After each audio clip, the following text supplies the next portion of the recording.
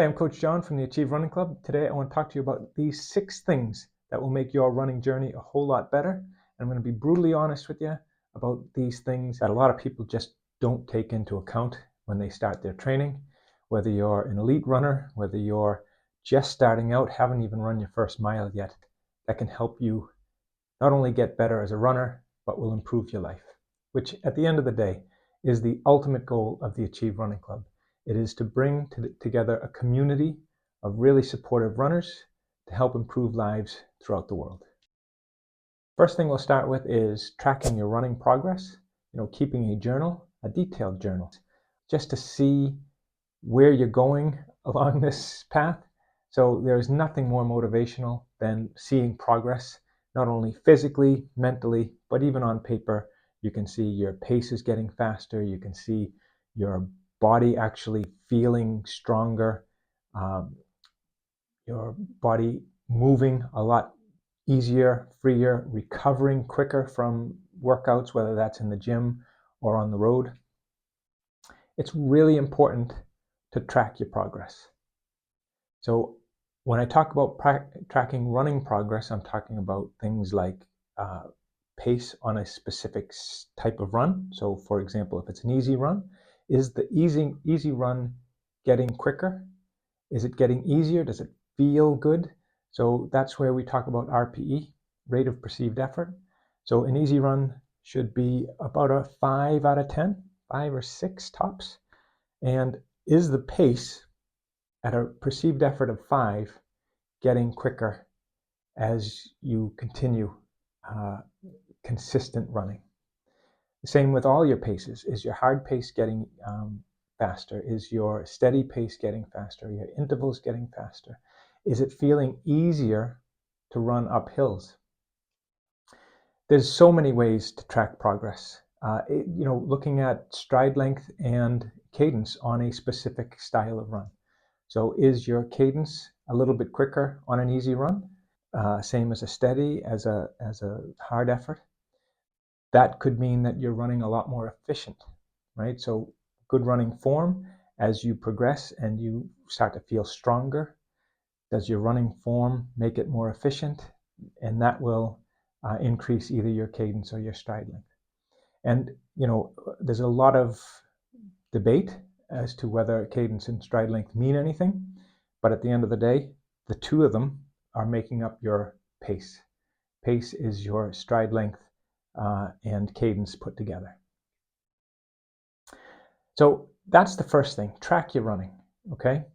And at the Achieve Running Club on the website, you will see a very easy way to track your running progress.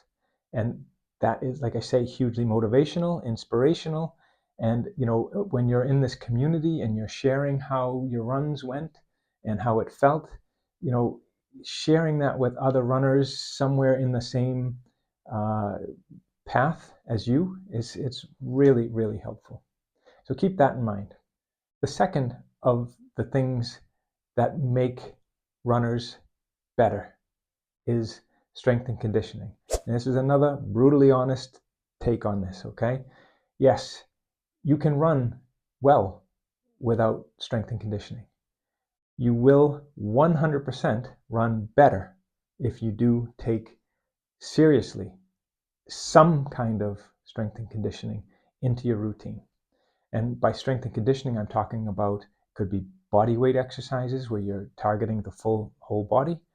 It could be in the gym, doing classes, doing free weights, anything and everything that is going to strengthen your body, particularly your core, lower body, your legs, but your upper body as well, will help you not only run faster because you have more muscle, but it will help you run more efficiently because you will carry your body a lot more tall and less floppy, making breathing easier, making that stride length and that cadence feel a little bit better. Okay, strength and conditioning is a very, very big part of it. You don't have to be in the gym pushing weights 24/7 to be a better runner.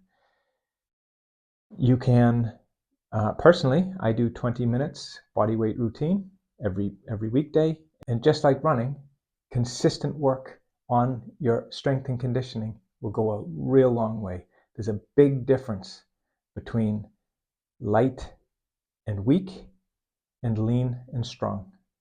Okay.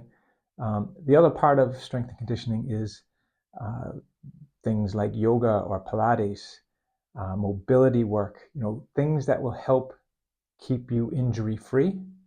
And, that as well goes a long way. Okay, so keep that in mind. That is number 2 in the 6 things we're going to talk about. The third thing I'm going to talk about is nutrition. Okay, nutrition is so underappreciated for runners. Yeah, we tend to think about our nutrition on a long run or before a long run or maybe even the night before a long run. But nutrition throughout the entire week is hugely important. We fuel our runs, we fuel our recovery by using good eating habits. Okay, it doesn't have to be 100% perfect all the time. It's what you do most of the time. The key things to remember about nutrition. Okay, before a run and even the night before a run, you want to, night before a long run, you want to fuel your body with slightly more carbs. If it's a slow run, a little bit of healthy fats as well is helpful. On the run, if it's a long run, you will be looking to take on more carbs. And after a run, particularly a hard session, whether it's a speed session or a long session, you should be looking for carbs, healthy fats, and plenty of protein. Throughout the day, on a regular week, protein, carbs, and healthy fats, hugely important. Don't neglect protein. One of the biggest mistakes runners make is focusing too much on carbs and not enough on protein. Protein is hugely important. The whole adaptation process works so much better when you fuel your body with protein. That's what rebuilds your muscle after you tear it down by doing any kind of exercise. So not only will your strength and conditioning be benefited, but your running will be hugely benefited as well with a good amount of protein on a daily basis. And particularly after a hard session, within that hour after a hard session, try to refuel with protein, healthy fats, and carbs.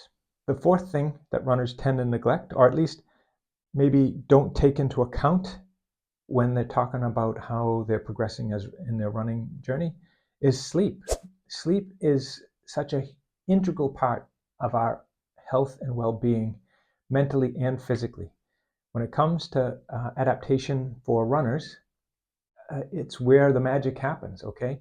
You do a hard session, you rest and recover, and you fuel your body with good protein and carbs and fats, and it's in that sleep part of your week that all those adaptations are made. That is the magic right there. So good sleep habits start with getting up at the same time every day. If you can do that, that's hugely beneficial. And try to maintain going to bed at reasonably the same time each night. You will find getting into consistent habits like that will make sleeping a lot more consistent. Okay, so in other words, 7.5 to 8.5 hours of sleep a night is generally thought to be ideal. For me, I can go 6.5 to 7.5 hours of sleep and function extremely well. So it is a personal thing, but getting into good sleep habits, that's where the magic happens. And got to remember, the only good training is the training you recover from. And like I say, sleep is where you do most of your recovery. The fifth thing I want to talk about is weight, okay? And this kind of ties in with nutrition, but it also ties in with strength and conditioning and your running. Weight has a big impact on how well you run, how you carry yourself when you run, how your form and technique is. It's generally thought that you get about 2 to 3 seconds per mile of pace for every pound of body weight that you lose. Now, this is a key caveat in that. Like I said earlier, there's a big difference between being skinny and weak and light and lean, okay? We're aiming for light and lean. So it's not about starving yourself. You can't fuel your progress without eating enough macros. So that's your protein, carbs, and fats. You need to get that into you. The key is to try to do that with nutrient-dense foods and do it on a regular basis. So if you can do that 80, 90% of the time, we talk about cheat days. I hate the term cheat days because it feels like you're doing something wrong by eating something outside of that 80 to 90%. But you do have to have the things that you enjoy eating. So keep that in mind. Weight is important. Now, a lot of people are starting their running journey just like me because we want to lose weight. For me, it was a massive help in getting me to where I am today. Back in 2010, I weighed 75 pounds more than I weigh right now. That's about 30 kilos, 30 plus kilos. That's huge. And do you know what? Not only do I run better because of that, I feel better. I have a lot more energy in the mornings throughout the whole entire day. It's just been a massive impact, positive impact on my life. Okay, and point number 6 that runners don't take enough care of is their mental health. Okay, mental resilience is what really separates runners from the rest of the world. And I don't mean that the rest of the world don't have mental resilience, but runners build mental resilience because it is a difficult sport. It's a very personal sport. We are in our heads the whole time. One of the beauties of team sports is that you play best. You are at your best when you're not thinking about what you're doing. You're just moving and reacting. With running, you don't have the opportunity to do that. Although sometimes if you practice mindful running, you can be in the moment. However, most of the time, it's a mental conversation in our head saying, you need to stop, and your body saying, your brain saying you need to stop, and your body saying, no, I'm going to keep going. And you just keep going, and you just have that internal debate the whole time. Using things like mantras and positive self-talk, and off of the road, things like visualization and affirmations can be massively important.